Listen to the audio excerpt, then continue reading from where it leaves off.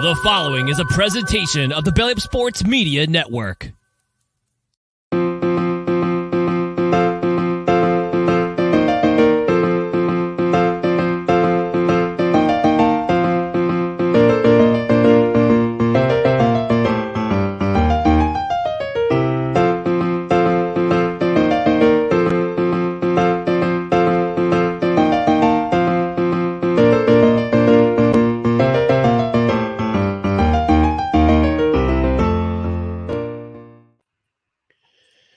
Oh yeah, we're back rocking the Christmas onesies once again.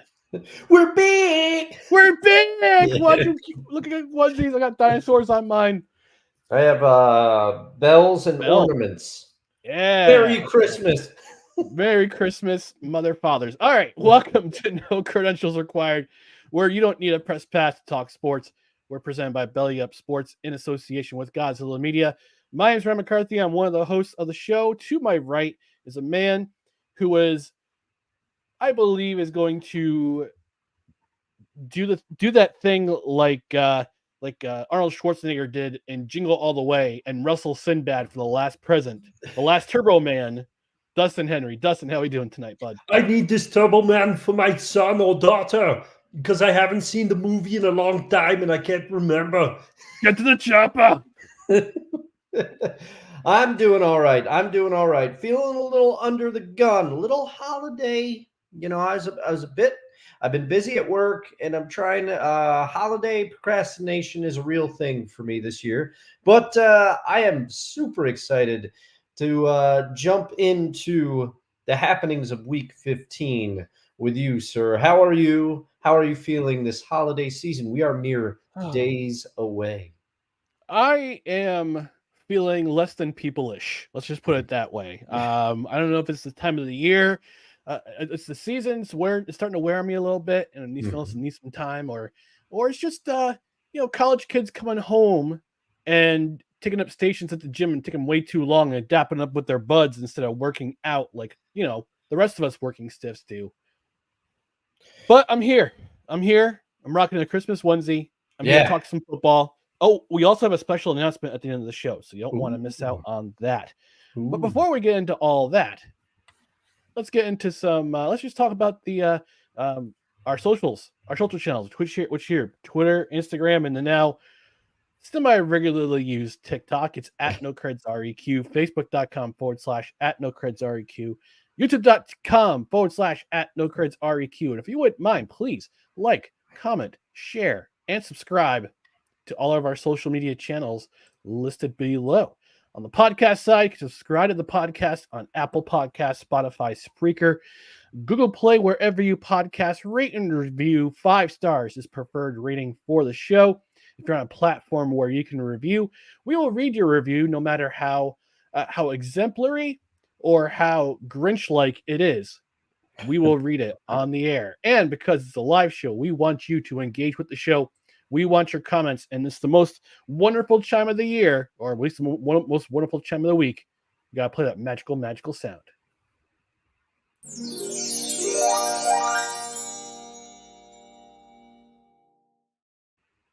That's right, folks. Engage with the show. This is a live show. Engage with us, whether you're watching on YouTube, Facebook, or Twitter. I refuse to call it X. Engage with us. We want your comments. Come on down and let us know what you think of the show and what you think of what we're talking about. So we're going to get into NFL Week 15. We're going to start, as usual, with our biggest upset. And Dustin, what is the biggest upset in your mind from Week 15 in the NFL?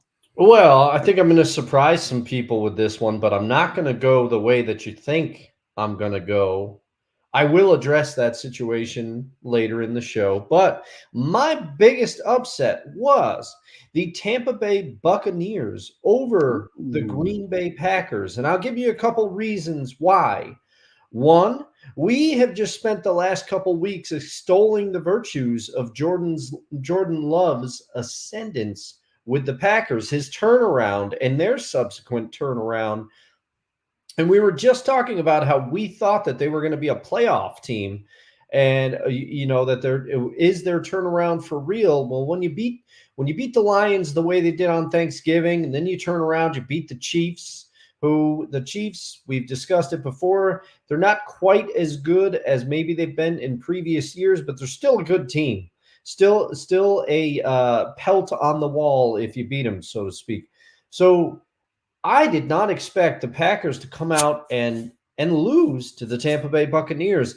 And let me just got to take my hat off to one Baker Mayfield. He really played well in this game. He threw for 4 touchdowns. Chris Godwin, who has had by his standards a quiet year, he really broke out in this game for 155 receiving yards. The Bucs looked good, and in that NFC South, which somebody has to win, I would go so far right now as to say Baker is the best quarterback in the NFC South. And if the Bucs can string together a couple wins and get hot at the right time, I mean, who knows what could happen? It's true. It's true. It's a pretty bold statement saying that Baker Mayfield is the hottest quarterback in the NFC South right now. I mean, but look at the quarterbacks in that division. You got the waffling of one Arthur Smith. Yes, going back and forth between Taylor Heineke and Ritter.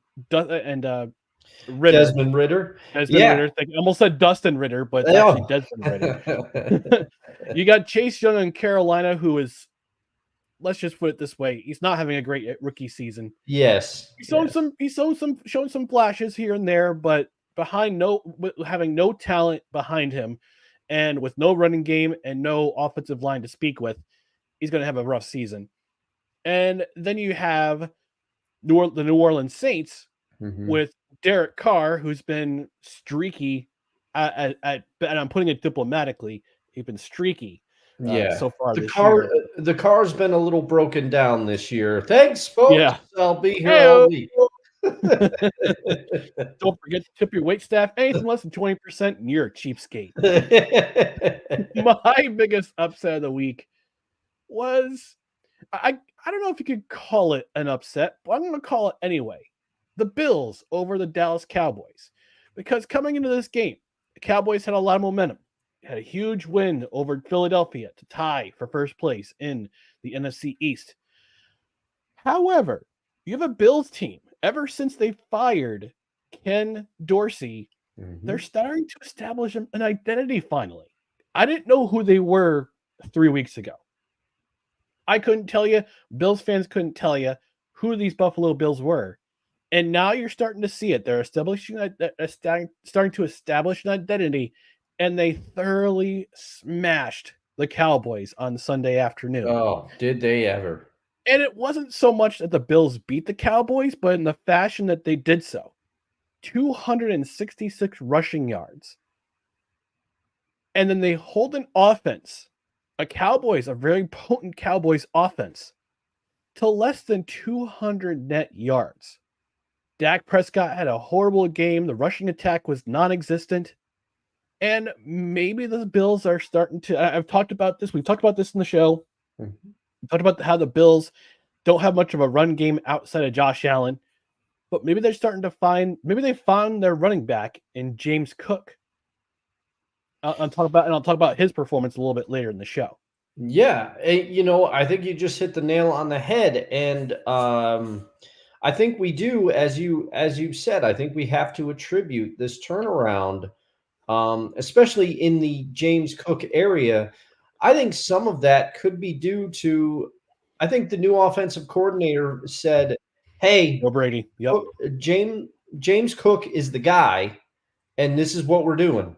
There wasn't, it seems like he put more faith in James Cook than previously maybe Ken Dorsey had. I don't know.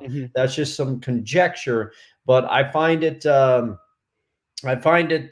good corollary that as James Cook turns it around a little bit and is used more, the Bills also begin to figure it out, so to speak. Yeah, absolutely. Absolutely. And the Bills have an opportunity. I think the Bills have a great opportunity to run the table for the rest of the season. They have a very important matchup. We talked about the Miami Dolphins, and they thoroughly destroyed my New York Jets in a game that I thought was going to be closer than everybody thought, because Tyreek Hill's out. Miami's offensive line, they're not doing so hot. They're beat up. And their defense, they didn't start Xavier Howard. He was out. He was inactive for this game. But of course, the New York Jets, the offense decided to do a disappearing act and do the Where's Waldo game again. And then you had the whole debacle with Zach Wilson. Oh, he's dehydrated. Nope. Wait, he's got a head injury, but he's not in concussion protocol. Oh, wait, he's in concussion protocol.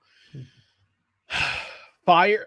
They should have left the medical staff and the offensive coaches on the tarmac at Miami International Airport after Sunday's game. But that's neither here nor there. We're not going to talk about that particular team.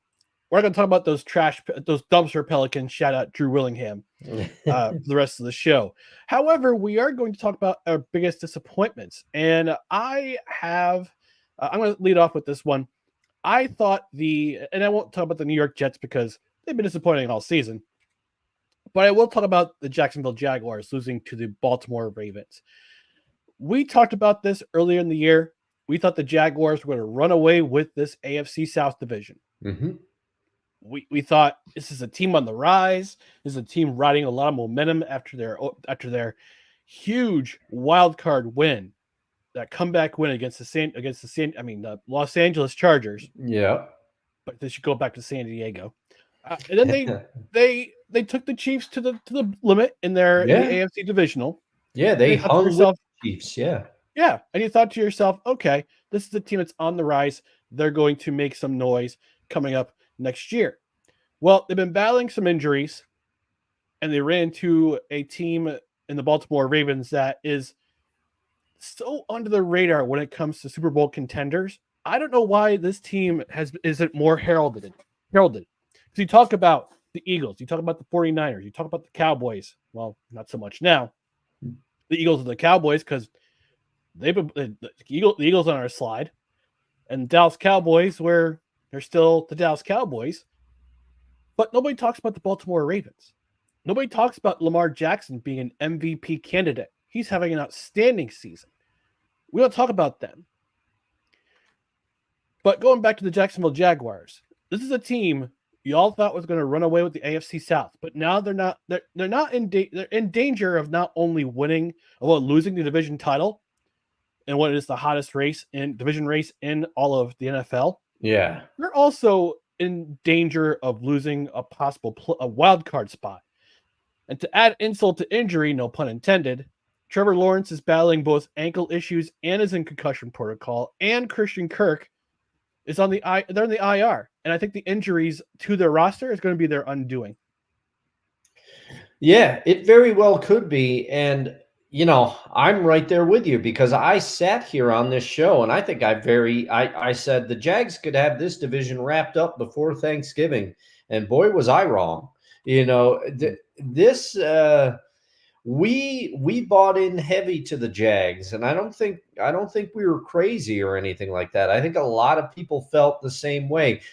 They have been bit by the injury bug a little bit, especially with Trevor Lawrence as of late. But I would argue that the Ridley signing, which looked like one of the best signings in the NFL after week one, he has not made the impact that many people thought he would. Christian Kirk, to my eye, is still very much Trevor Lawrence's number one receiver. And if he goes down, that's a huge blow to the team. And they just haven't performed. And at least for me, I can't quite put my finger on why.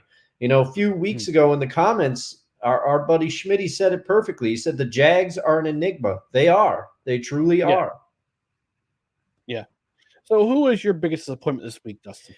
Well, my biggest disappointment, we're going to revisit a game that you talked about just a little while ago. My biggest disappointment is the Dallas Cowboys / one Rain Dakota Prescott. Yes, that's his real name. Look it up. Dakota Rain Prescott. Yeah. So now Dak in a big time game like that, I just need to I sorry to interrupt you. I just want to say to our audience, this is not Everclear. This is actual water. So, Got to stay hydrated. Got to stay hydrated. Got to keep hydrated. It's one of my favorite lessons from Letterkenny. Got to stay hydrated. All right. Sorry about that. Please continue. No, not a problem at all, sir. That's why we're live. We like that energy. Now we are live. But this is why, Cowboys fans. Now, this is not the first time I've gone on a rant like this, but this is why every time, and I've been guilty of it too, every time you start to believe in the Cowboys and by extension, Dak Prescott, he has a game like this. He threw one interception and 134 yards. Not a great performance. This is why people don't believe he can handle, and it's not just Dak. It's not just Dak. That Cowboys defense that everybody, including myself, at various points throughout the season said, hey, this defense is legit. Well, they got absolutely demolished on the ground. Demolished. You're going to get into what James Cook did individually later in the show, but it was a mauling. The Cowboys defensive line got no pressure. No, they didn't plug the run at all. Josh Allen. One sack. One lowly sack. Now, Josh Allen, he was not great in this game by his standards, but he didn't need to be. He didn't need to be because Buffalo was just galloping up and down the field with the run. So the Dallas Cowboys and mostly Dak Prescott are my biggest disappointment. And I apologize because Dak has played very well. The last few weeks, he's been on fire, but he will not be able to shake his reputation that he has until he performs well with December football in inclement weather. I'm sorry. We're going to have to check on Dollar Store Usher because I don't know if he's still them boys after that. Hey, Dollar Store Usher, you still them boys?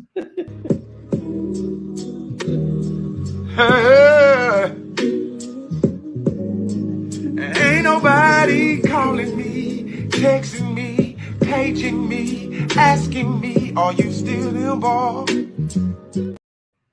No, you ain't. And I'll put some of the blame on myself because I said last week on this show with our guest, Daniel Smooth, I said that I'm starting to believe Dak Prescott should be in the MVP conversation. Yeah. I thought he's minimized his interceptions this year. He's minimized his turnovers. He threw an interception on Sunday, which was only his 7th interception this season. But he was absolute. He played like dog food. Yeah. The Cowboys' performance was a dog's breakfast. It was terrible. It really was. Less than 200 yards. Less than 200 net yards. It looked at stat sheet.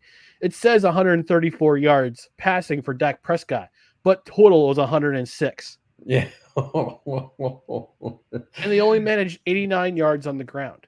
And you talked about Josh Allen not having to do much this week. And yeah, he was only 7 of 15 for 94 yards. But the way that the Bills just ran down the Cowboys' throat was a thing of beauty. Yeah, it's a thing of beauty. I know my brother Jeremy. He's up in New Hampshire. He's still a Bills fan, even though he lives in New Hampshire now. He's still a Bills fan through and through, thick and thin. I'm pretty sure he was celebrating because not only did the Bills win, they kept alive in the wild card hunt, and they also kept alive in the division race. But they also beat the Cowboys, and nobody in our family likes the Cowboys.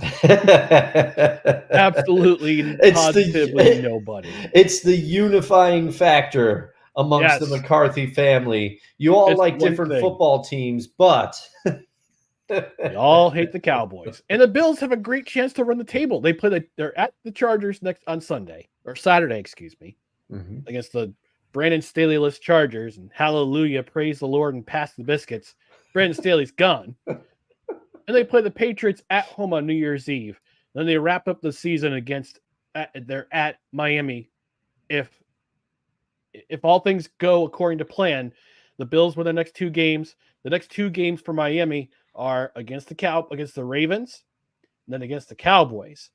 Then they got to face the Bills, who already beat them by 4 touchdowns already this season. That could be a matchup for the division title. So So we got to play the sound. Jaguars, Cowboys disappointed us so much.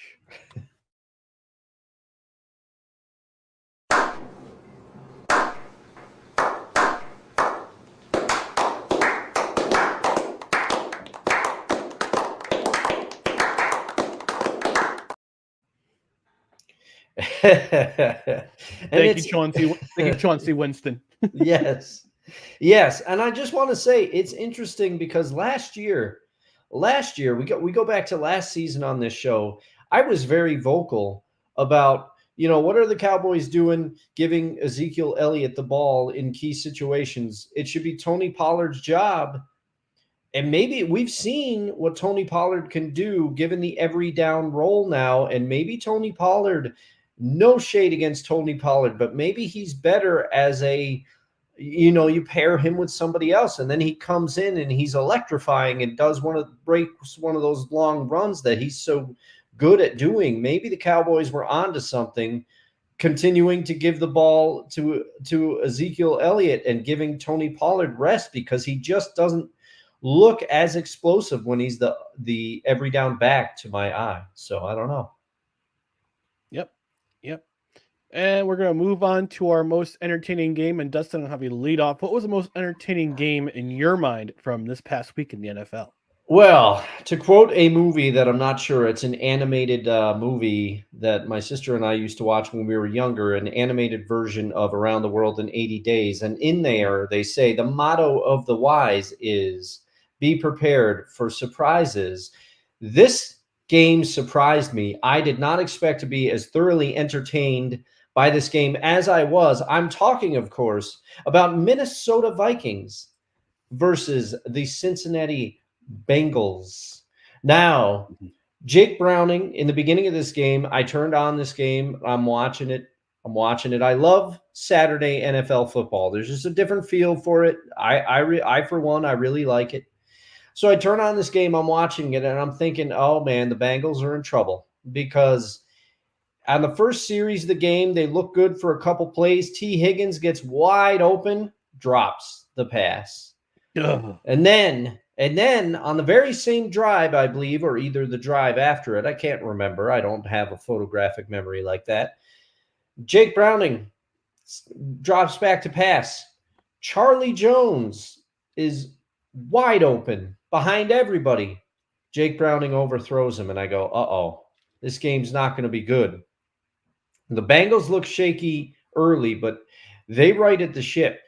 And meanwhile, you have Nick Mullins over there. He looked real shaky, in my opinion. He was throwing some balls where he had 2 interceptions in this game, and both were very costly. They stopped Minnesota's drives in the red zone. But he made a cross his body throw at one point that I thought should have been another interception, but it was caught by Jordan Addison. Jordan Addison also grabbed a ball pretty much that looked like it was heading towards the ground to keep a drive going. And not only did he keep it going, he broke down the sidelines for a huge gain. And if memory serves, he scored this game. And then the Bengals settled in. They're going back and forth. Ty Chandler had a huge game during this game. He rushed for 132 yards and a TD. This game had a lot going. And then this game goes to overtime, too. And the Bengals end up taking this game in overtime, which is a game that they really needed to have. And I just was not expecting it. And both quarterbacks, I would say Jake Browning looked better than Nick Mullins overall to me. But Nick Mullins, he went out there and he kept trying. He didn't let those interceptions get him down. So you got to give him that. But both backup quarterbacks played very well in this game. And this game was a pleasant surprise to me. Like I said, it was very entertaining. I was not expecting it to be as entertaining as it was. Yeah. And did you see what Browning said in the sideline? You happen to catch that clip online? Oh, I didn't catch that one. He throws a touchdown, and I think Bengals social media caught it. He threw his helmet down, and he said, You should have never effing cut me. Oh yeah, he said that to the Minnesota Vikings To the sideline. Minnesota I do Vikings remember sideline. that. I do remember that. Yeah. Yes. It was that was a great moment. And Yeah. I also got to give, we talked about upsets and we talked about entertaining games. My runner up this week was your Seattle Seahawks and the Philadelphia Eagles, and shout out to Lisa Salters for letting Drew Lock express his emotions after that game where he had his first fourth quarter comeback in over 1,100 days. I mean, Roman Reigns' title reign in the WWE has been longer since Drew Lock led a fourth quarter comeback. Yeah. But Yeah. But my game of the week in terms of most entertaining game was Texans and Titans. And you would never know it from the score line, wound up being 19-16 in overtime. But the Texans had to go to the well. And they not only used Davis Mills, but they also used Case Keenum at quarterback because CJ Stroud, unfortunately, he's still in concussion protocol. He's doubtful for Saturday. I think he's playing. Is he playing a Saturday or Sunday? I think it's Saturday, but I can't remember either. Real-time research, folks. Let's take a look and see when they're playing. And it will be on Sunday. They're playing Christmas Eve. On Christmas Eve, they're playing the Cleveland Browns at home. That should be a very intriguing matchup too. But it's not my most intriguing matchup of the week. We'll get to that in just a second. Mm-hmm. So Case Keenum comes in at quarterback, and the Titans wore their what I call foiler uniforms, the fake Oiler uniforms. And I noted on social media during the game and during the fourth quarter, especially, and right into overtime. I said on social media, I said on Twitter, that the Texans beat the Titans in their foiler uniforms. That would be delicious. And in fact, that's what happened because the game went to overtime and it all of a sudden becomes a defensive battle in overtime. You see losses in yards, sacks taken by both teams, punts happening by both teams. Texans went up driving the field. Keenum throws this incredible pass to, I think it was Tank Dell. Let me just verify that real quick. I believe Tank Dell is out for the year, but I could be wrong. Well, let's see here. Let me just go to Gamecast and go to the play-by-play, and we'll see who he threw to. And that would be... No, I'm sorry. He threw it to Devin Singletary. And it went up going for a 41-yard gain that got the Texans into territory, into Titans territory. And then you see Devin Singletary, misused in Buffalo, but now thriving in Houston. He scores a game-winning touchdown, 34-yard run. Unfortunately, gets called back for a penalty on his wide receiver who had a holding call. It was Jonathan Mechie who had the holding call in the second level, which brought back the touchdown. So D'Amico Ryans decides to go for the field goal. Cami Fairbairn already hit a 50-something yard a field goal over 50 yards in the game. And then Cami Fairbairn comes in. It's high. It's deep enough. It is good. And he sends the Tennessee Titans fans home unhappy. They're eliminated from the playoffs, which leaves you to wonder what's going to happen with Tennessee at the end of the season. I thought, and they've been on a downward spiral since I think it was week 12 last year. Yeah, where they were in first place in the AFC South with a 7-3 record. They went up losing out the rest of their games. I think they only won one or two out of their last 10 games, or their last 7 games, and they lost the division on Sunday night, which had me wondering. I had a hot take that Mike Vrabel will be fired at the end of the year, and when my friend said, "No, I don't think so. I think he's going to make it." Well, Mike Vrabel's job might be in jeopardy after this season. It's been a disappointing season for the Tennessee Titans. Mm-hmm. And this game, losing to the Texans in your foiler uniforms, when you knew that they were trolling the Texans. They were trolling the city of Houston. You knew in your bottom of your soul, you're saying this team's trolling the city of Houston. Yeah. You know why they put those uniforms out on that day. No, it was a coincidence, Ryan. It was a total coincidence. They didn't mean anything by it. Please. And I gotta give a shout out to one Cole Johnson, who's been a twice guest on this program. He was here last year for a Super Bowl preview. He was here on Thanksgiving Day, chopping it up with us, who remembers those Oilers teams. And he was a big Oilers fan when he was a kid.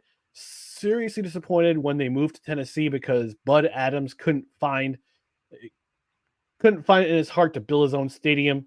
Yeah. Finally pulled the trigger, moved the team to Tennessee. Texans come in a couple seasons later. But I thought of him after that game, and I said, Cole, congratulations. And I shared a screenshot of one J.J. Watt, who went on social media after the game. I did see this. And this is what he said. And I quote, "We get the uniform back. We get the uniforms back. That's how this works. I don't make the rules. Sorry, not sorry. Too bad. So sad." And he's right. And he's absolutely right. Mm-hmm. Those uniforms belong. It's like Indiana Jones in The Last Crusade, where he goes back on that ship to get the cross of I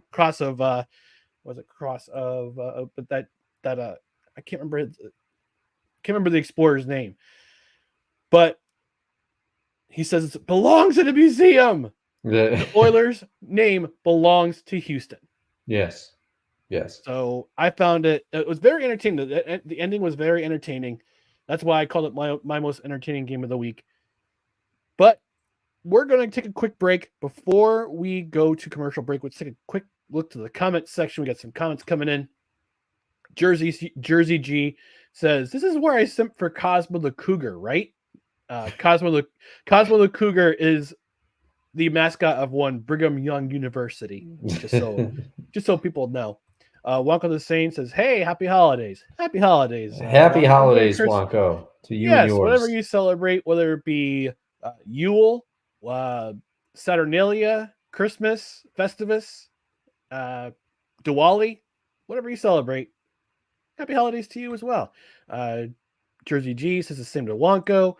She also says, "I knew a lady who had a Chargers tattoo and she was very upset when they left San Diego." Oh, man. Just like the rest of the city of San Diego, they should go back there. They need to go back there. You know, apropos of nothing, you know what one of the, I'll say it, one of the ballsiest tattoo moves I've ever seen is, still to this day? It's one former Dallas Maverick, the Jet, Jason Terry. He got the NBA's trophy tattooed on him before the start of the season, and then luckily the Mavs won it that year. That's a pretty bad tattoo if they don't get that done. Yeah, sure. Wonko says, "Chargers Raiders got my disappointment trophy for the week. Way to make 84 points total scored to 84 total points scored boring." Snap the checking in sports ball. Wonko also says, "Those Oilers unis confused me as to which team was which for a hot second." Yeah. You can blame the Adams family for that. Wednesday had no part in it. No. And Jersey G says he was manifesting that with that tap. Yeah, yes, he was. Good on Jason Terry. All right, we're going to take a quick commercial break. When we come back, we'll get to the rest of NFL Week 15. Stay tuned for No Credentials Required. Hey everyone, it's Ryan from No Credentials Required to talk to you about one of our newest partners at Belly Up Sports, SeatGeek. Yeah, live sports is great on television, but the feeling of being at the arena is a priceless experience. That's why our friends at SeatGeek are there to help you find the best tickets at the best prices. Not only can you get tickets to sporting events, we can also get tickets to concerts, comedy shows, musicals, and more. Search for your desired event now at SeatGeek.com, enter promo code BellyUpSports at checkout, and you save $20 off your first purchase. SeatGeek. Life's an event. We have the tickets. That's right, folks. SeatGeek.com. It's one of our premier sponsors at Belly Up Sports. Use promo code Belly Up Sports at checkout. Look, Christmas is right around the corner. Hanukkah just ended. Like I said, Yule, solstice is coming. Festivus, Saturnalia, all those holidays. Look, a great gift is tickets to an event for your loved one. And what better way to get those tickets is go to SeatGeek.com. Look for your desired event, sporting event, concert, comedy shows, whatever you use, whatever requires a box office tickets. You want to go to SeatGeek and use promo code BellyUpSports at checkout for $20 off, $50 or more. And I happen to notice that one game in particular, I saw the lowest price on the web on SeatGeek. That'll be this Sunday's Jets Commanders game. Currently, tickets are starting with the fees. They're starting at $24. Oh man, $24. I'm sorry. My reaction there was a bit like Paul Schaefer's when Joaquin Phoenix was on Letterman all those years ago. It caught me completely off guard when you said that was because I looked. I'll give you a little glimpse at how the sausage was made. I looked at the show rundown. I knew that you had listed the price in there, but I did not agree. I did not think that was with the fees. That's with the fees. Without the fees, I think it's $17. Wow. Regardless, whether you go to that sterile train wreck of a stadium called MetLife Stadium to watch what's going to be a dumpster fire of a football game, or if you want to go to a better game, or if you want to go to an NBA game. Thankfully, the NBA Sippy Cup is over. NHL, concerts, comedy shows, plays. Again, if it requires a box office ticket, go to SeatGeek.com, enter promo code BellyUpSports for $20 off your first order of $50 or more. We're going to keep going with NFL Week 15 review. We'll get things. We'll be quick about this. Most notable performance. I mentioned at the top of the show when I talked about my biggest upset with the Buffalo Bills. Tromping like a herd of elephants, like the Ultimate Warrior and a herd of elephants. James Cook tromping over the Buffalo Bills, tromping over the Dallas Cowboys, 31-10. James Cook 25 carries, 179 yards and a touchdown to go with 2 receptions for 42 yards and a touchdown. Because again, like Chris Berman said, nobody circles the wagons like the Buffalo Bills, and James Cook was certainly one of those guys who was circling the wagons on Sunday. He was cooking. He had wagons. Just don't fart in the with the baked beans like in Blazing Saddles. Dustin, your most notable performance from Week 15 in the NFL. Well, while it was tempting for me to pick James Cook, I went a different route because to me, Jared Goff really impressed me and did a lot to kind of, I think, assuage the concerns of Lions fans. I think the Lions had a bit of a get-right game against the Broncos on Saturday. Absolutely. And Jared Goff was a big part of it. Now, it just goes to show that in today's NFL, 278 yards is not that impressive a yard total. I remember back in the day, if you went over 300 yards, you were doing something. And these days, people do that a lot. But the kicker for me is 5 touchdowns and no turnovers. 5. He pleads the 5th touchdown to his receiver. Now, unbelievable performance by Jared Goff, and I think the Lions needed this in the worst way. Dustin, some breaking news.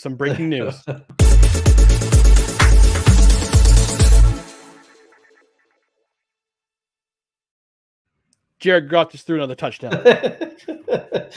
Wouldn't it be something if it was to Deebo Samuel? I don't know. But yeah, this that was very impressive to me. And like I said, I think it couldn't have come for the Lions at a better time. They needed this in the worst way. If only you had the glass of water. Oh, geez. Shout out to Tron himself.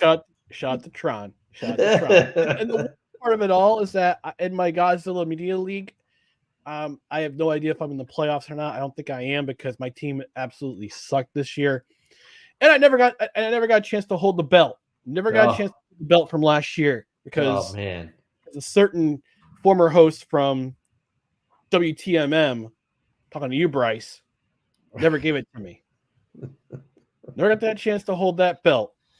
But I had Jared Goff in my league. I had Matt Stafford. I saw Matt Stafford. I'm like, Jared Goff's playing awful. I'm going to put Matt Stafford in. He's been playing. He had a great week last week. Did okay. Yeah. I saw Jared Goff threw 5 touchdowns. I'm like, son of a biscuit. Oh, yeah. Yeah, don't worry. We all do that. I had Ty Chandler on my bench because I subbed him in, but I forgot to hit the save changes. The save changes. And I'm pretty sure. Yeah, and I'm pretty sure our pal Julie from the Michigan is watching or listening, and she's going, "Yep, I agree. Good for Jared Goff. We're back on track. Back on track." And I saw a hot take at the gym by Lewis Reddick. He said that the Cowboys and the Eagles are not the biggest threat to the 49ers right now. He says it's Detroit Lions are the biggest threat. He might not be wrong about that one. I mean, especially after this week. Yeah. Who knows? All right, our hottest takes of the week following week 15. I'm going to start off with this one. And I'm going to say the second most entertaining race in the NFL after the AFC South division race is the NFC wild cards. It's the NFC wild card race. If we take a look at the standings currently, and we go to the wild card, we're going to see there are still 1, 2, 3, 4, 5 teams who are currently 2 games behind, or at least 2 games behind for that last wild card spot. Because right now, that fifth. So right now, San Francisco, they currently have the first overall seed, followed by Dallas, Detroit, Tampa Bay. Then the wild card spots are currently occupied by Philadelphia, Minnesota, and the Rams. In 8th place, right behind the Rams, are your Seattle Seahawks, Dustin. Yeah. Followed by the New Orleans Saints, who could still win a playoff spot if they win in the division. They can also do that if they win out and have Minnesota and the Rams lose out. The Atlanta Falcons, dear God, how are you still alive? But their game back of Tampa and New Orleans for first place in the NFC South. Then the Green Bay Packers, then the New York Giants and Chicago Bears. Again, how are you still alive? Yeah, that's unbelievable. This race is going to come down to the wire, I think. This race is going to come down right to the last week of the season. And if we see some teams win out, like the Giants, although they have a tough order, I think the Giants have the toughest order ahead of them because they have to play Philadelphia not once, but twice in the next 3 weeks. They had the tallest order ahead of them. I'm not going to make any predictions as to who is going to come out of that wild card race, but your Seahawks could come out of it in a wild card spot. The Rams could come out of it with a wild card spot. The Vikings are still alive. There are a number of teams who could still occupy that final wild card spot. And again, I think it's going to come down to the last week of the season. That's my highest take of the week.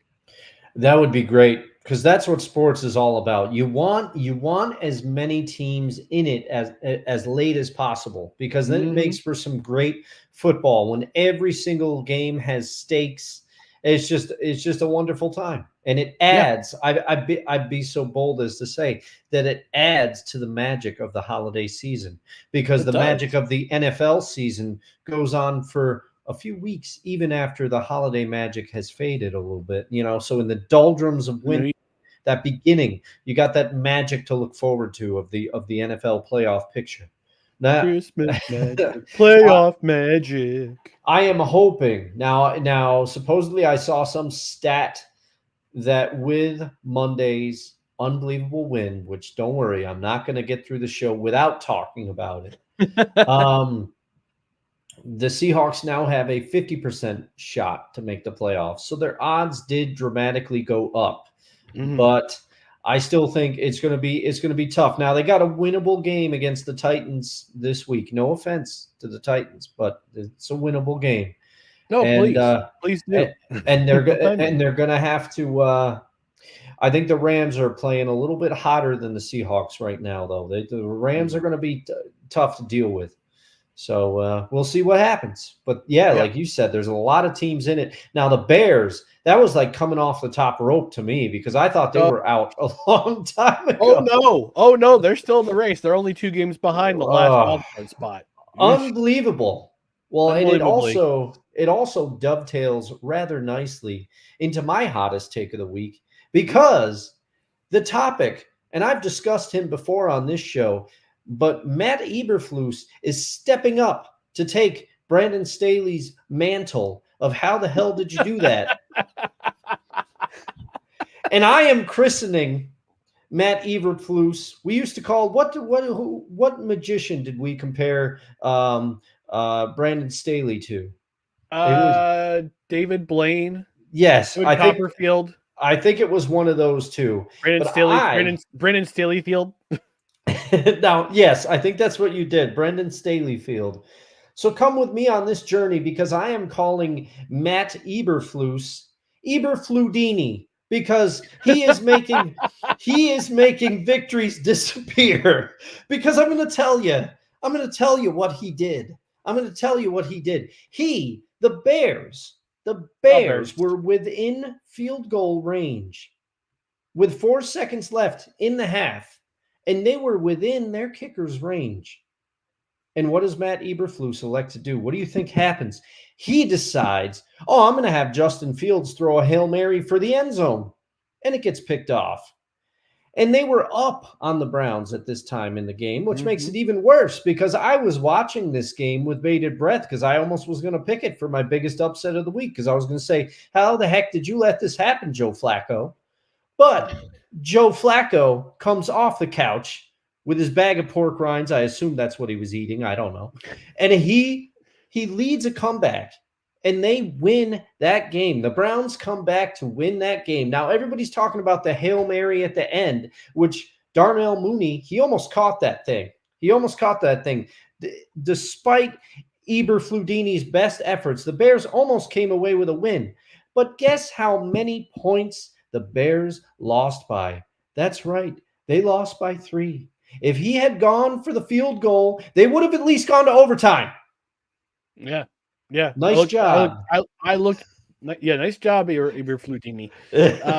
I looked at that stat line, the play-by-play, and he definitely had him in field goal range. He was on the 37-yard line with almost no time left in the half.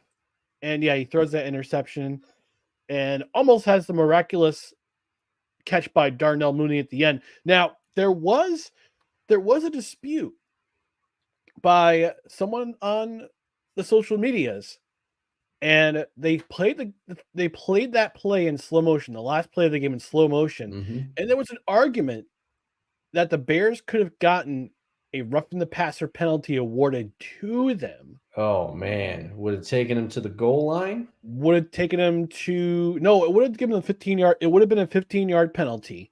Oh, okay. And let me just see where they were at when they had that opportunity. Hang on here. Real-time research happening. Let's take a look. I mean, he did heave that thing, Fields. He did. So but still. They were at Cleveland's 45-yard line. So if you had a 15-yard penalty, you could tie the game. Cairo Santos could have tied the game. Could have kicked with a field goal. Could have gone to overtime if they had that penalty called for them. Unfortunately, with these referees being the way that they have been all season long, actually the past couple of years. Yeah. I've said it before, I say it again. We'll screw it from the rooftops until it happens. The NFL needs full-time referees. The only league of the 4 major sports that do not have full-time referees because they're all insurance salesmen and stay-at-home moms and high school teachers. Well, I don't know if those two referees, the female referees, are stay-at-home moms. If they are, good on you. Thanks for being trad wives, with the exception of Sundays. But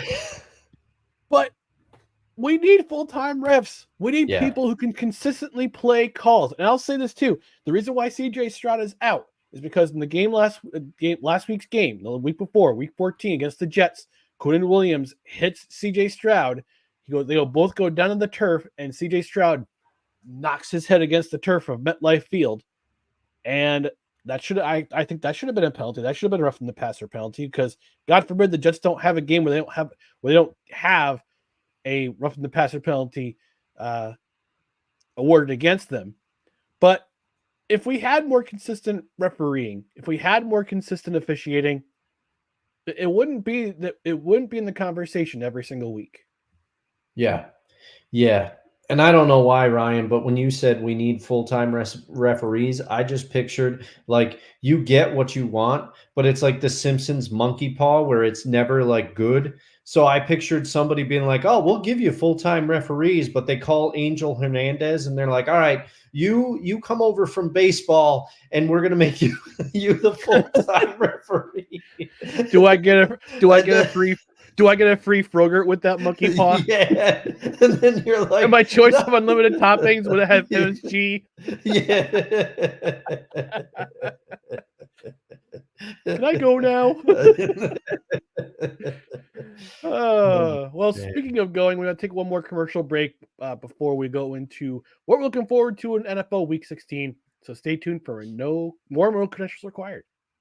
This episode of No Credentials Required is brought to you by Invader Coffee. For the coffee lover who wants good, quality coffee with no bullshit and no filler, Invader Coffee is an ultra-premium, veteran-owned coffee company proudly delivering only the best coffee your hard-earned money can buy. They aim to only serve the highest quality, organic, air-roasted coffee beans sourced from free trade farms all over the world. They keep things simple. The best coffee at an affordable price in order to provide you with the value you deserve for your morning boost. 100% fair trade, 100% organic coffee beans, 100% air roasted, 100% money back guarantee.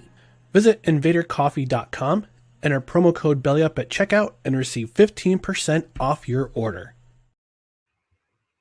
That's right, folks. I had myself a nice French press full of cookie crumble this morning. Oh, yeah. It was delightful. And I had the last bag coming up of the Bad Santa. That's my last bag of the holiday bundle, the Christmas bundle you can get at invadercoffee.com.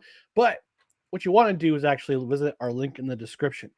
Get yourself some premium air roasted coffee made by veterans. Again, do you hate your country? Do you hate veterans? No. You don't. So support this business from based out of Austin, Texas, run by veterans. And look, I've been enjoying Invader Coffee for the last couple of years. Dustin's had himself some Invader Coffee. I'm pretty sure he's delighting in the Bad Santa. He did so once. He did so on the Thanksgiving show. Oh, and I believe he also indulged in it last week as well during our Saturday brunch, which is currently blocked by YouTube. Go to that story another time, but get yourself some Invader Coffee. Visit our affiliate link. Use promo code BELLYUP at checkout. You might pay a little bit more premium for that shipping, but you get that coffee within 2 days, and it's nice and roasted.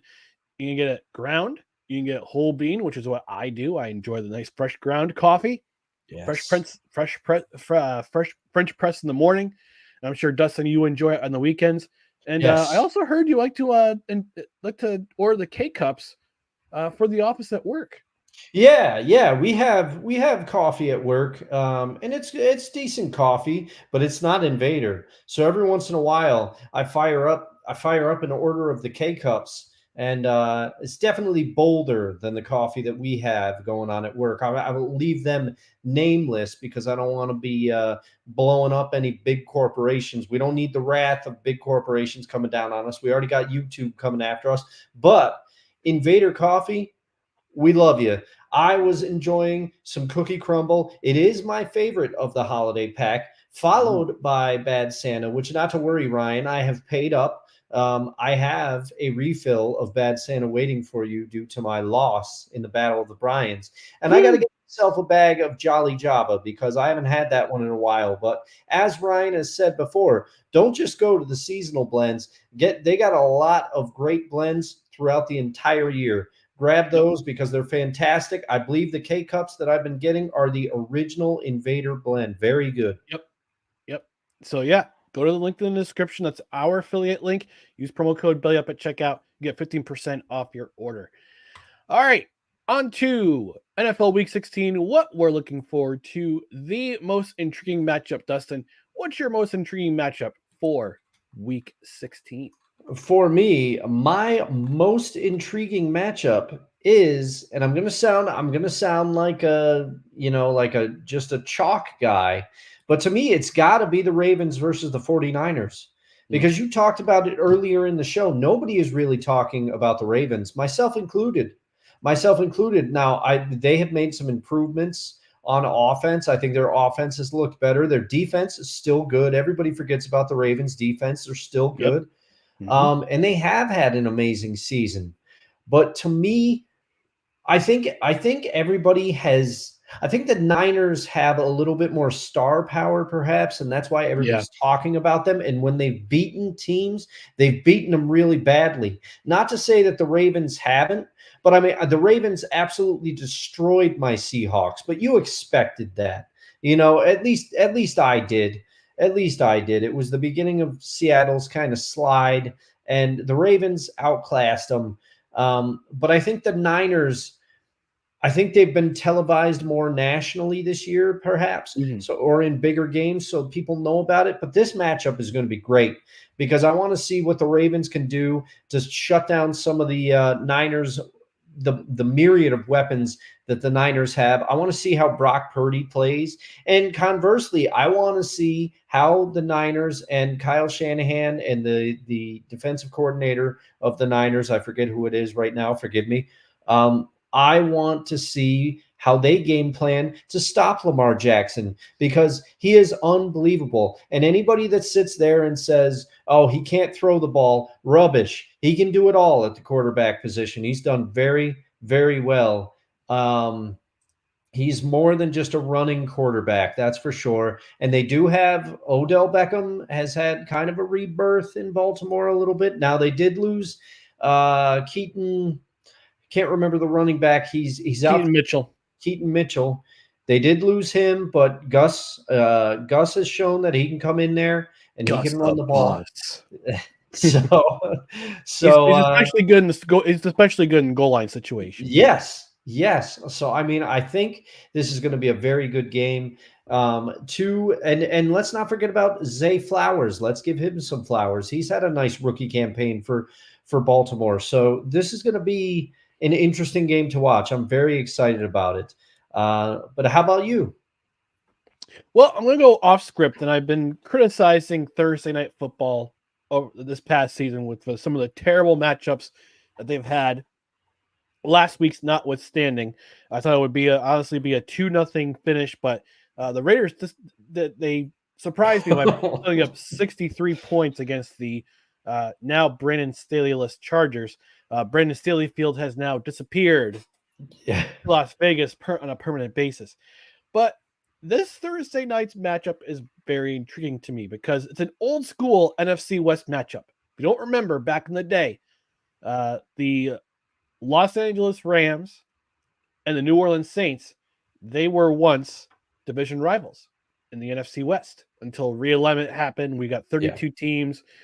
Realignment happened, and now the Saints are in the NFC South. But both teams have something to play for in this game. The Rams, they have a wild card spot to play for. They've been trending upward over the last month or so. And the Saints have something to play for because not only are they in a wild card situation where they could pick up a wild card spot, granted they need a lot of help to get that wild card spot, but they're also still in the race for the NFC crown, the NFC South crown. Yeah. And that division is something to watch. Not for the reasons the AFC South is in the same conversation. I mean, we could still have a situation where the NFC South division winner will be under 500 once again, provided strange things don't happen. But the Saints could win out. The Rams could win out. Any of these teams in the NFC South could win out. I mean, with the exception of the Panthers, and they could win that division. I had my doubts about Atlanta. I thought they would be better with the easier schedule, but Arthur Smith is doing Arthur Smith things. Even with the talent-laden offense that they have, he still refuses to use some of those guys, like Kyle Pitts and Bijan Robinson and Drake London. But all notwithstanding, I'm curious to see how the Saints will keep the momentum going after a big win against the Giants last week. And again, the Giants were one of my biggest disappointments. Great job, guys, for letting me down. Tommy Cutlets, you're cut off. But I'm curious to see how the Saints will keep up their momentum, will build up that momentum against an easy way against the Giants. I'm also curious to see how the Rams will do with keeping they're doing the right things offensively with ball control and a strong running game, which is something that Sean McVay, I don't think Sean McVay has ever had in his tenure in Los Angeles. So Cam Akers was good when they first he had oh man, who am I trying to think of? It was a running back that was very good. Todd Gurley. Todd Gurley was very good in his first until his year knees turned to sawdust. Yeah, What a terrible story that was. Yeah, it's terrible. All right, moving on to Desperation City. I'll lead off with this one. Speaking of the Falcons, Colts and Falcons. It's the Eric Dickerson Bowl, ladies and gentlemen, because fun fact, while Eric Dickerson went into the Hall of Fame as a Ram, he also played for the Colts and he finished his career with the Falcons. But the Colts are in a heated battle for first place in the AFC South. The Falcons are slowly dying and becoming endangered. See what I did there? Becoming a risk of becoming an endangered species in the NFC South and NFC wildcard race. That will be, and it's going to be interesting to see how this offense of the Falcons handles this defense for the Colts. Because unlike last year, the Colts are healthy. Yeah, the Colts are healthy on both sides of the ball. I mean, yeah, they don't have Jonathan Taylor. I think he's got another week or so before he becomes active again. Gardner Minshew Uncle Rico is doing an okay job protecting the football. He had 3 touchdowns last week against Pittsburgh. And again, I'm just curious to see how this Falcons offense is going to fare with Taylor Heineke and what the heck Arthur Smith is doing with those play calls, not utilizing the offensive talents that he has with those 3 guys that I mentioned before. Well, Ryan, it's because when you have Bijan Robinson at the running back position and he fumbles the ball one time, you got to give it to Tyler Algier. Tyler Algier is too talented to take off that field, you know. And then when you draft a tight end in the top 4, you got to give it to Jonnu Smith all the time. You got to do that. Dustin, what is your Desperation City game of the week? My Desperation City game of the week is the Browns versus the Texans.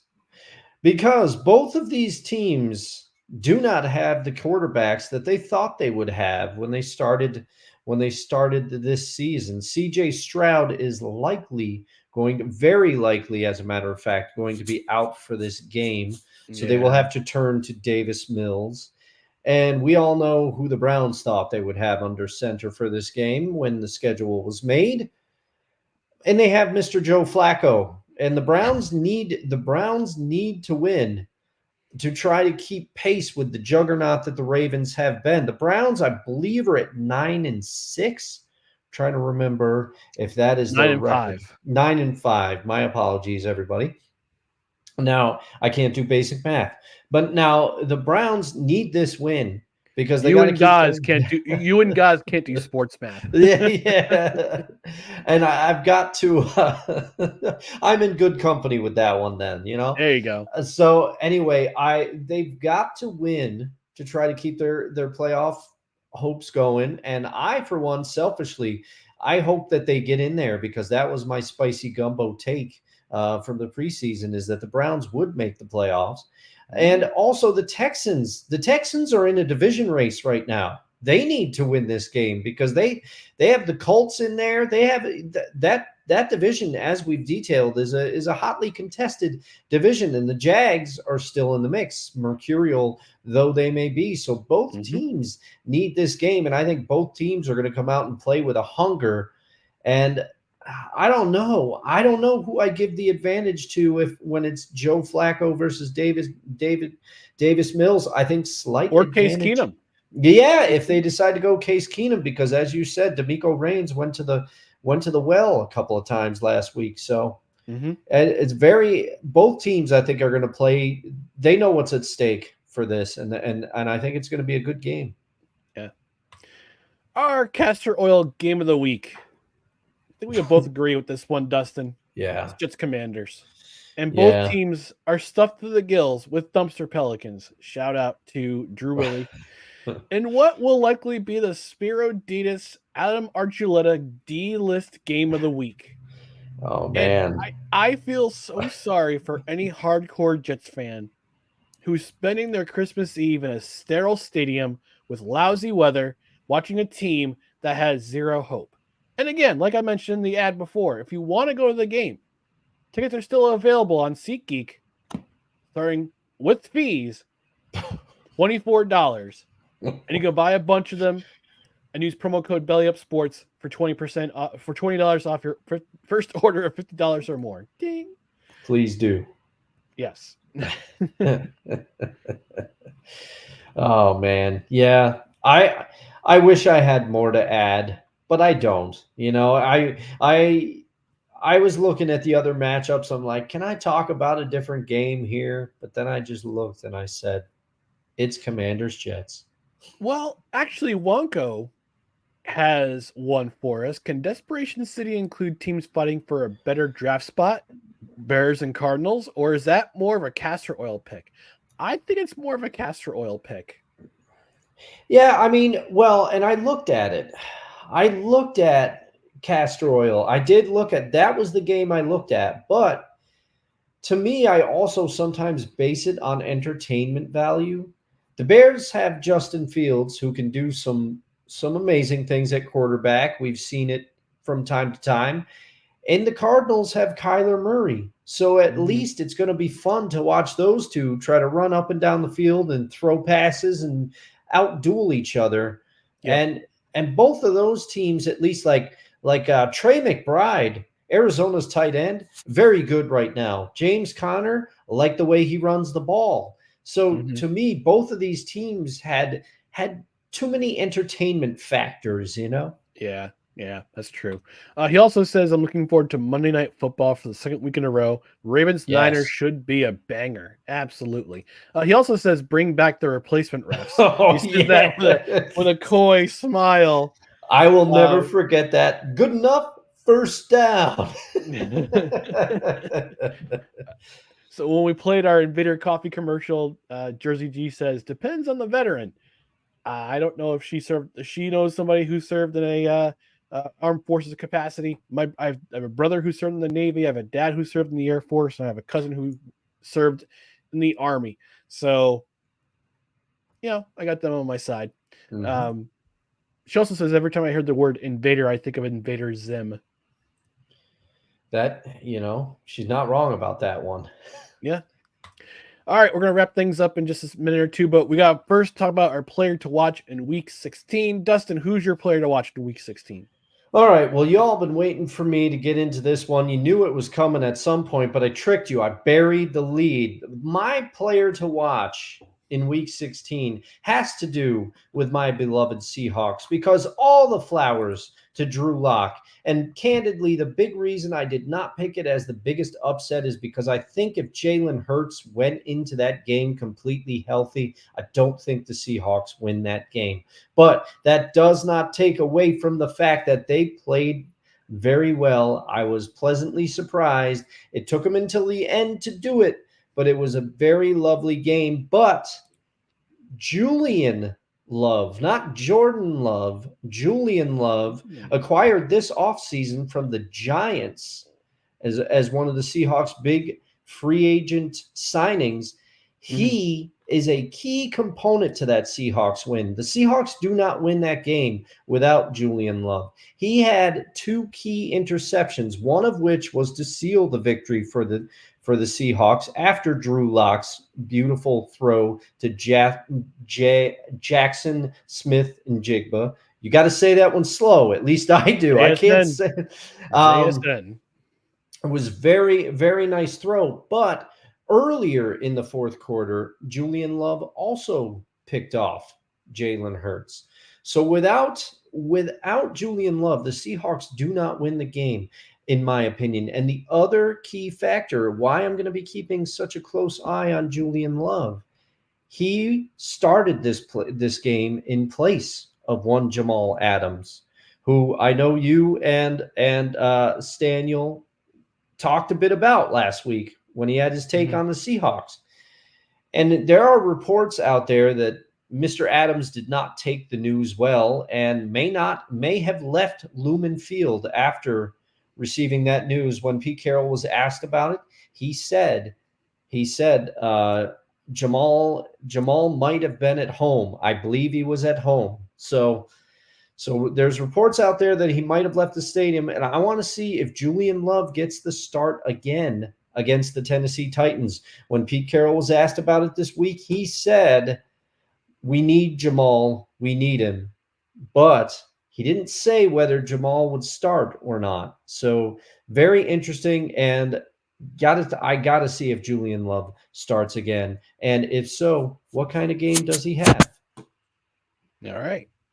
So my player to watch in Week 16 is Lamar Jackson.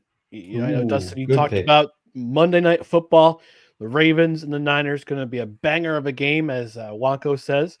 I'm just curious to see how he fares against a 49ers defense that has had their ears pinned back and kicking absolute tail since the bye week. And with the Ravens losing their other running back, Keaton Mitchell, when he went down, he's out for the season, unfortunately. They're still going to ride with Gus the Bus in goal line situations. And he also has the aforementioned Zay Flowers and Odell Beckham Jr., who's enjoying a nice season. He's got them to throw to. And I'm curious to see how the Niners scheme against Lamar Jackson, who's a very mobile quarterback. He can throw the ball, he can run the ball, he can do it all. I rhymed on purpose. Yeah, very good. And the game's on a Monday night. And what I'm hoping is the game of the year. And for the second straight week, the Ravens are in prime time. And they're the focal point of the football world. So It's gonna be a fun night. It's on Christmas night. I don't know if I'll be rocking the onesie. But I'll definitely be watching this game. In fact, there are 3 games on Christmas Day. Yeah. So it's gonna be a special time. I'll probably hang out with my dad and my sister. We'll watch some football and enjoy a meal together, and enjoy the holiday. Before we get out of here, we have a big announcement to make. Ooh. We have a big announcement, and we talked about this after the show on Saturday. And Dustin and we've decided, starting on January 6th, Saturday brunch will be coming to you on the regular on Saturdays. Yes. Yes. Let the brunch flow through you. Strike me down with all your might, your hatred. With all your mimosas. Yeah. But yeah, bottomless. Yes. Bottomless we talked about mimosas. Bottomless mimosas. But we talked about it after the show. And it's great that we enjoy talking to sports in the regular every week. And we talk about the NFL throughout the season. And we decided there's a lot more sports news that goes on, whether it be nationally, whether it be locally. We actually have some breaking news on the local side. We might talk about another time, but it's a sad local thing. The the quarterback for the UAlbany Great Danes, he's decided to enter the transfer portal with 2 years left of eligibility. So I suspect he's probably going to try to jump into a Division 1A program, but that's neither here nor there. But since there's so much happening in the sports world throughout the rest of the week that we missed on this program on our weekday show, we decided, you know what? Let's wait till the weekend. We'll get together for about an hour, the same time frame that we usually use for our regular show, hour to hour 15 minutes, and we'll talk about the rest of the week in sports. Some notable events in the sports. Last week we talked about Brandon Staley getting fired, and I did a praise dance. We talked about Shohei Ohtani signing with the Dodgers. We also talked about Draymond Green and all his troubles with the NBA. And as Jersey G says, January 6th, what a day to start. No, we're not rocking an insurrection that day, Jersey. Yeah, we didn't plan that. We didn't plan that. I'm not going to we're not going to the Capitol. We're not going to the Capitol. We're not going to stage anything. Also forgot to mention, she was in the USMC, the Marine Corps, for 8 years. Hoorah, Semper Fi. And she's had someone in her family. And thank you for your service, G. And she also had someone in her family serve in every generation since World War I served. So that's really cool. But yeah, January 6th, we start on the regular with the Saturday brunch edition, 10 a.m. Eastern. Grab a cup of coffee, grab a donut, grab some bacon, whatever your fancy is on Saturday morning. Sit back, relax, join in the conversation. Talk about sports, the rest of the sports week, the rest of the sports news of the week. And Dustin, I don't know how you feel about it, but I'm pretty excited for what's coming around the corner. We're going to plan some big things in 2024 for No Credentials Required. Oh yeah, and we'll have more as the year unfolds. But it's been a wonderful year on this show with you. I continue to look forward to it every week. And the Saturday brunch episodes always have a special feel to me. So I'm excited about this move. And also we get to talk about whatever we want. There's a little more flexibility in the Saturday brunch shows, because Ryan and I don't always get to jump into our respective teams as in-depth as we want to sometimes, because we want to cover what's going on around the whole league during the weekly show. So we'll have a little bit more flexibility on the Saturday show. And I can guarantee you there'll be some talk about 80s and 90s wrestling in there. Oh, absolutely. I don't disagree with you there. But yeah, like right down here, you see the announcement below. No Credentials Required Saturday brunch on the regular. We're starting on January 6th at 10 a.m. Eastern. Come join us. Again, we'll have some fun. We'll do just sports conversations too. We'll talk about other topics too. We'll do some evergreen topics, like some lists, some top 10 lists. You know what? I'll break out the list. I'll break out the list bumper. Just so people have an indication of what they can look forward to. You just made the list! Oh my gosh. Yes, I love that. And also, if you've tuned into our show last summer, you might have an idea of what we're going to be doing this summer. Oh yeah, I even break out that trailer too. Yeah.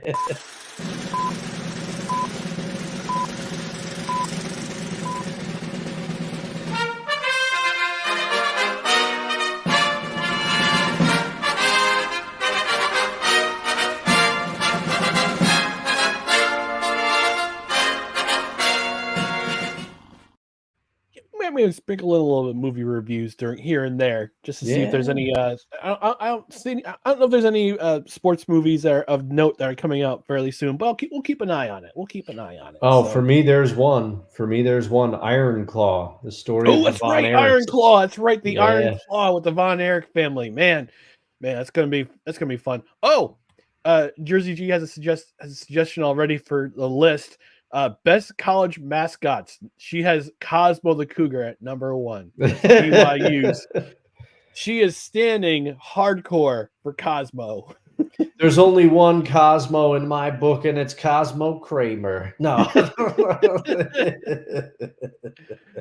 Before we get out of here, we'll take one more trip to the comments section. Wonko the Saint says, "Thank you, Ryan and Dustin. Another cool show. Happy holidays, all." Wonko, thanks for joining us on the regular every week. We hope to see you on Saturdays, starting on January 6th. Again, we'll talk about the rest of the week in sports. Maybe sprinkle in a little bit of evergreen content like the movie review, the list. We're really excited about this opportunity to do a Saturday show, and we're going to have some fun with it, and we'll hope you guys join us. Before we get out of here, let's revisit our social media channels listed right down here below. Twitter, Instagram, and the now semi-regularly used TikTok. It's at NoCredsREQ. Facebook.com/NoCredsREQ.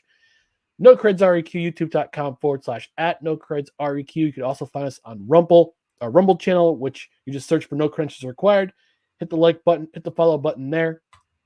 But you can also like, comment, share, and subscribe, again, to all of our social media channels listed below. On the podcast side, subscribe to the podcast on Apple Podcasts, Spotify, Spreaker, Google Play. It's released the next day. Wherever on the weekday shows released the next day.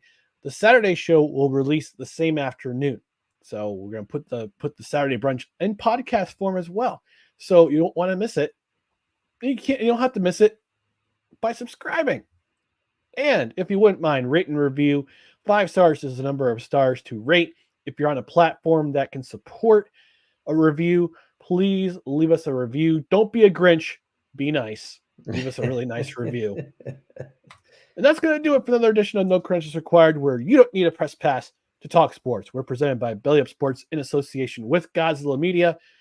We should be back next Tuesday with our regular Tuesday show where we're going to review Week 16 in the NFL. We'll talk about Week 17 in the NFL. Unless I have trivia again. But we'll let you know. Either way, we'll let you know. But for Dustin Henry, I'm Ryan McCarthy. Thanks for joining us for another edition of Credentials Required. And we'll talk to you next week. Merry Christmas to all. And to all, see you next week. Good night, everybody. And Merry Christmas.